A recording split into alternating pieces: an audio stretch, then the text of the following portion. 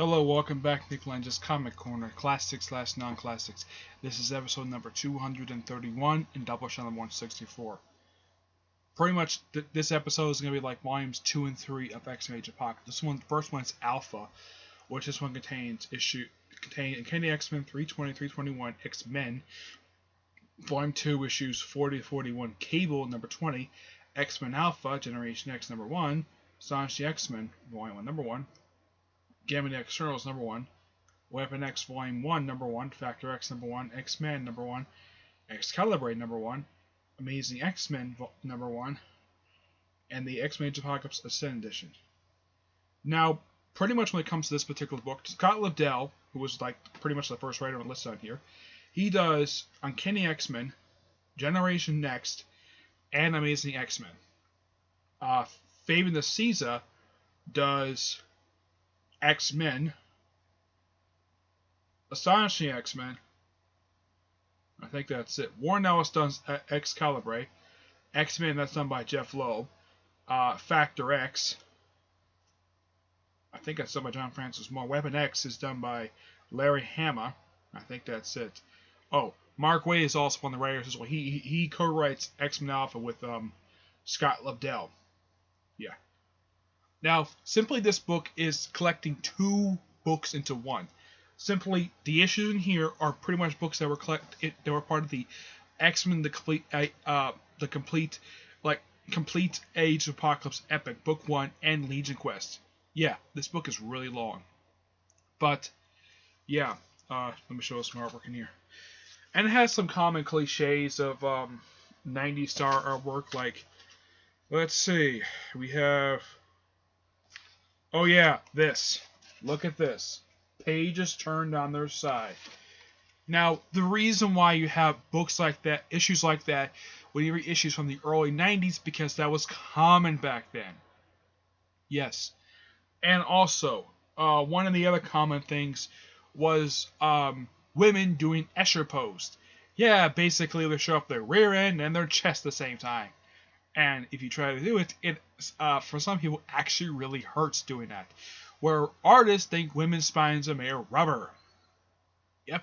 Despite those common cliches, this is an excellent start for this particular crossover. And 9 out of 10. It's a great book. Basically, the whole thing is just basically the start of this epic event. You have Bishop basically coming into, oh, this is not actually the real thing. Despite for some of this, it's been like that for years. And pretty much every single one of them gets their own separate task.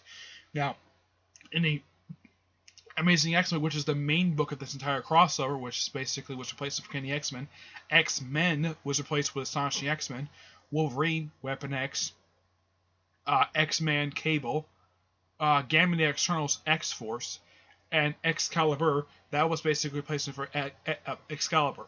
Now, each one of these books had their own separate storylines. Amazing X-Men is simply just taking down Apocalypse. That's simply the whole point of it. For Gamma the Externals, just try to figure if Spaceship is true and try to figure out a way to reverse the reality. Okay, fine. Generation X is simply just replacement for Generation X, which at the time was written by Scott Lobdell. It's just training. It's basically kind of like the way it was with Wolverine the X-Men, just training new students. That's simply what the whole point of the series is. Now, the interesting thing with the Weapon X series, now, why do we refer to this as Volume 1? Because Marvel did bring this back up the following decade as an ongoing series that was canceled in 28 issues. Astonishing X-Men has been brought back a couple times. First, as part of a prelude to the 12 crossover. It was part of a prelude crossover called The Shattering. And Volume 3 is more infamous, basically being an ongoing series that ended after 78 issues, and ending also after 10 years publication. Now you're probably thinking, why would it end us that much? Because the book was delayed heavily. That's the reason why. But you gotta admit, basically reading this, man, this is just an awesome way to start off this very good crossover. And what about Astonishing X-Men? That was a book kind of similar to Amazing X-Men, it's just another team of X-Men going around, but they're somewhat loosely connected. X-Man, basically, if you want to know what he looks like, yeah, let's see if I can show he looks like. Here we go. This is X-Man. This is Nate Gray. This is basically this event. This issue right here is his first ever appearance. Now, in the next book I'm going to show you in a minute, there's another one other character who does make a debut in here, who does make his return in the X-Men in the Marvel universe. He made his first appearance in the first issue of Factor X.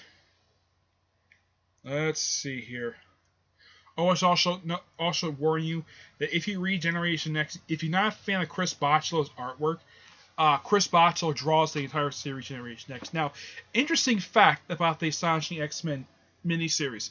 The creative team behind this particular miniseries also did the Age of Apocalypse miniseries for Secret Wars. Yeah, Fabian Nicieza and Andy Kubert both did that series. And yes, I did research that, so I knew that for a fact. I'm trying to think. There's one particular character who did make their debut in this crossover, who was infamous in the Marvel Universe. Let's see, where is he? Just saw him. Yeah, I just saw him. Let's see here. Oh yeah, the character Holocaust too. If you saw him from the Exile series, he makes his debut in this particular book.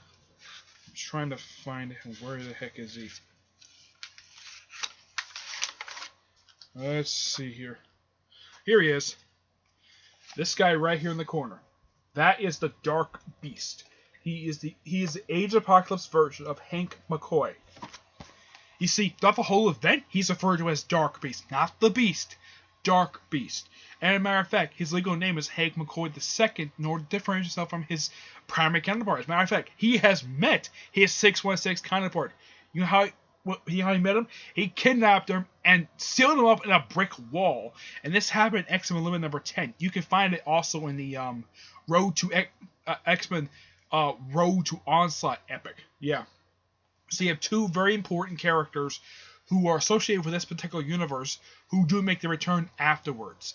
In the second book, there was another character who's really gross character, but he does show up. As a matter of fact, he showed up very recently. But 9 out of 10, awesome.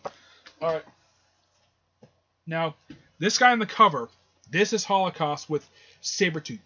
Yeah, those who remember this version of Sabretooth from the Exile series, yeah, this event pretty much started off him. Basically, he was one of 3 characters who went over to Exiles after the event was concluded. The other, of course, was Blink, who was a very popular character who was seen throughout most of that series. Holocaust showed up briefly before he got killed off, and of course, this version of Sabretooth is in fact dead. Yeah, he got killed off during the Extermination crossover. Go figure. Excuse me. But I should warn you, there's no change of creative teams in this book. I don't think I think of no. Let's see here. Let's see, where is that character? Yeah, and the Game of the Externals actually go to space and run to the Sheer Empire, which is under control by the Brood. Let's see here. Here we go. Generation X number 2. There is one particular character, if I can get to him. Let's see here. If you want to know what he looks like in this particular book, when Scott Liddell and Chris Bachalo first created, if I can get to the page that shows this disgusting character, who, by the way, is still around today. Let's see, where is he? I'm trying to get to him. Dang it, where the heck is he? I know he made his debut in this issue. Just where the heck is he? Did I miss him?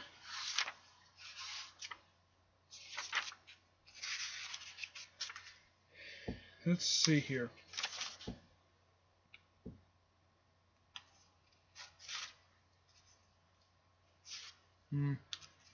I'm sorry basically if I'm distracting you all. I'm just looking for the character.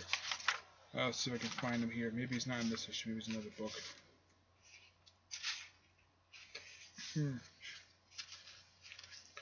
I know he's in here. I just gotta find him. Let's see here.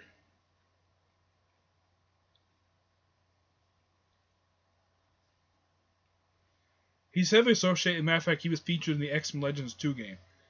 If I can find him here. Where the heck are you? I know I saw you in here. Let's see here. Oh, I should also bring this up. This happens in issue 3 of Excalibur. Yeah, it almost looks like that Mystique is probably going to do something with Nightcrawler. Basically, he's uncomfortable with her, but yeah, he loves her son. Oh, if you want to know, this guy right here, this guy here on this page, the guy with the disfigured face, that is the Age of Apocalypse version of Wade Wilson, aka Deadpool. And if you read Deadpool versus Deadpool Kills Deadpool, this Deadpool is dead. Yeah, he got killed off during that series. So, thank you, Colin Bunn, for killing off this character, because this character was insane. And look, here's Kane Marco, who was not the Juggernaut in this universe. Nope, he never took that stone. Nope, he never did. I know he's about to show up here. Let's see here. Dang it, probably didn't find him here. Let's see here. I don't think that book is in here.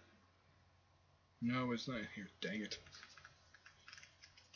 Well, in issue 2 of Generation Next, it's a debut of a character known as the Sugar Man.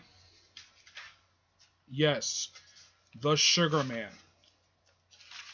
Probably considered to be one of the most disgustingest characters ever to be introduced in the Age of Apocalypse universe. Why? Because the guy is just so gross. I know if I can find a picture of him, I can show you. For some reason, I can't find him. Yeah, honestly, I just can't find him. But issue 2 is the first appearance of the Sugar Man. Now, he did show up recently in an issue of Extraordinary X-Men. But the guy came from the Age of Apocalypse universe. And issue 2 of this particular trade for Generation X, that's when he makes his first appearance. But this is still good. I do recommend this. But I also do recommend reading, before you get to this book, read X-Men Dawn, Age of Apocalypse Dawn, and X-Men Age of Apocalypse Alpha. Read those 2 books before you read this book here. Because this is the middle of the story. That's simply what the whole point of this. This is the midway point of this entire crossover. You have great artwork. Now, Andy Kubert is still doing work. I think he's doing the artwork for All New X-Men. As for the other people, well, Scott Lobdell is doing Red Hood and the Outlaws again. Nicieza, I don't think he's doing anything, but he's... One thing noteworthy about Nicieza is that he's responsible for being... He's one of the co-creators of Deadpool. Despite the fact Rob Liefeld said, oh, he's the creator of Deadpool. Peyton Nicieza is the writer who helped create him as well.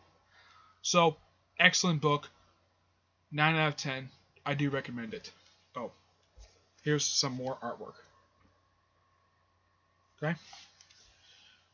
So, that's it for this episode. Stay tuned for the next episode, which should be episode 132 and Doubleshot 165. Until then, see you there. Bye.